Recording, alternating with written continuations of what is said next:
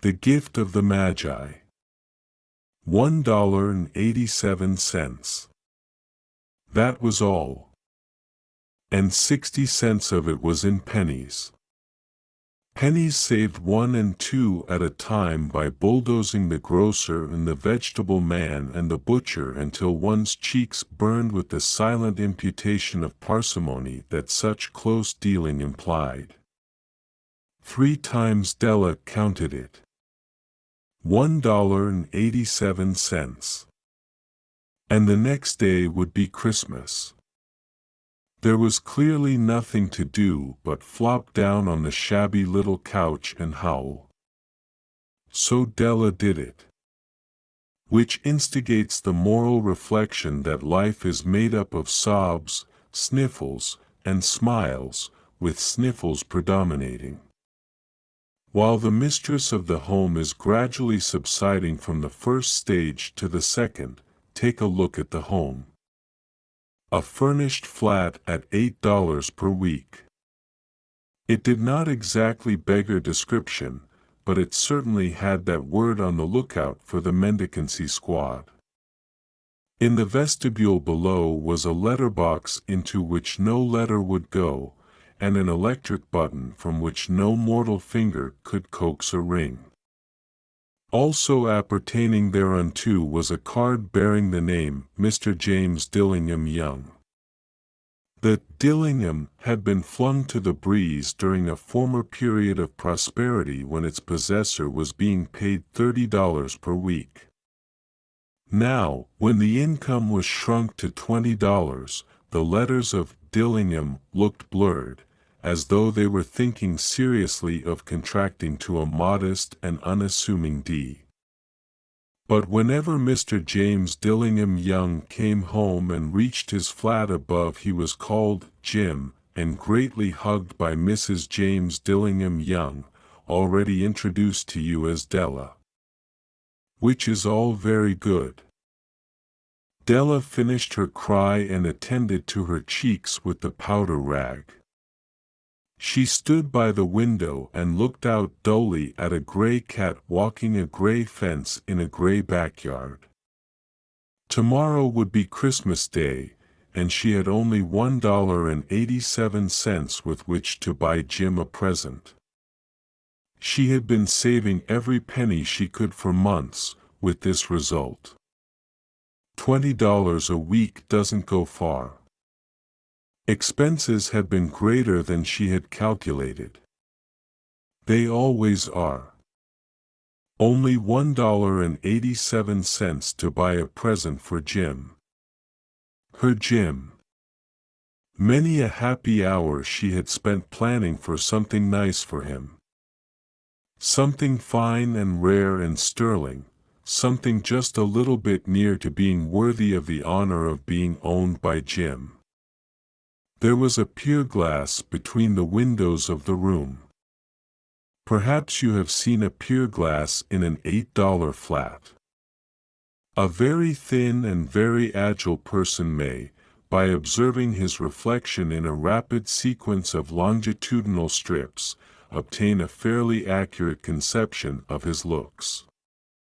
Della, being slender, had mastered the art. Suddenly she whirled from the window and stood before the glass. Her eyes were shining brilliantly, but her face had lost its color within 20 seconds. Rapidly she pulled down her hair and let it fall to its full length. Now, there were 2 possessions of the James Dillingham Youngs in which they both took a mighty pride. One was Jim's gold watch that had been his father's and his grandfather's. The other was Della's hair. Had the Queen of Sheba lived in the flat across the air shaft, Della would have let her hair hang out the window some day to dry just to depreciate Her Majesty's jewels and gifts. Had King Solomon been the janitor, with all his treasures piled up in the basement, Jim would have pulled out his watch every time he passed, just to see him pluck at his beard from envy. So now Della's beautiful hair fell about her, rippling and shining like a cascade of brown waters. It reached below her knee and made itself almost a garment for her. And then she did it up again nervously and quickly. Once she faltered for a minute and stood still while a tear or two splashed on the worn red carpet. On went her old brown jacket, on went her old brown hat. With a whirl of skirts and with the brilliant sparkle still in her eyes, she fluttered out the door and down the stairs to the street. Where she stopped the sign read, Madame Sofronie. Hair goods of all kinds. One flight up Della ran, and collected herself, panting. Madame, large, too white, chilly, hardly looked that Sofronie. Will you buy my hair? Asked Della. I buy hair, said Madame. Take your hat off and let's have a sight at the looks of it. Down rippled the brown cascade. $20, said Madame, lifting the mass with a practiced hand. Give it to me quick, said Della. Oh, and the next 2 hours tripped by on rosy wings. Forget the hashed metaphor. She was ransacking the stores for Jim's present. She found it at last. It surely had been made for Jim and no one else. There was no other like it in any of the stores, and she had turned all of them inside out. It was a platinum fob chain, simple and chaste in design, properly proclaiming its value by substance alone and not by meretricious ornamentation, as all good things should do. It was even worthy of the watch. As soon as she saw it she knew that it must be Jim's. It was like him. Quietness and value, the description applied to both. $21 they took from her for it, and she hurried home with the 87 cents. With that chain on his watch Jim might be properly anxious about the time in any company. Grand as the watch was, he sometimes looked at it on the sly on account of the old leather strap reached that he used in place of a chain gave way a little to prudence and reason. She got out her curling irons and lighted the gas and went to work repairing the ravages made by generosity added to love. Which is always a tremendous task, dear friends, a mammoth task. Within 40 minutes her head was covered with tiny, close-lying curls that made her look wonderfully like a truant schoolboy. She looked at her reflection in the mirror long, carefully, and critically. If Jim doesn't kill me, she said to herself, before he takes a second look at me, he'll say I look like a Coney Island chorus girl. But what could I do, oh? What could I do with $1.87? At 7 o'clock the coffee was made and the frying pan was on the back of the stove hot and ready to cook the chops. Jim was never late. Della doubled the fob chain in her hand and sat on the corner of the table near the door that he always entered. Then she heard his step on the stair away down on the first flight, and she turned white for just a moment. She had a habit for saying little silent prayers about the simplest everyday things, and now she whispered, "Please God, make him think I am still pretty." The door opened and Jim stepped in and closed it. He looked thin and very serious.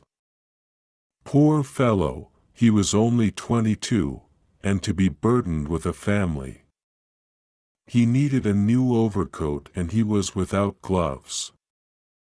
Jim stopped inside the door, as immovable as a setter at the scent of quail. His eyes were fixed upon Della, and there was an expression in them that she could not read, and it terrified her. It was not anger, nor surprise, nor disapproval, nor horror, nor any of the sentiments that she had been prepared for. He simply stared at her fixedly with that peculiar expression on his face and went for him. "Jim, darling," she cried, "don't look at me that way. I had my hair cut off and sold it because I couldn't have lived through Christmas without giving you a present. It'll grow out again, you won't mind, will you? I just had to do it. My hair grows awfully fast. Say, Merry Christmas, Jim, and let's be happy.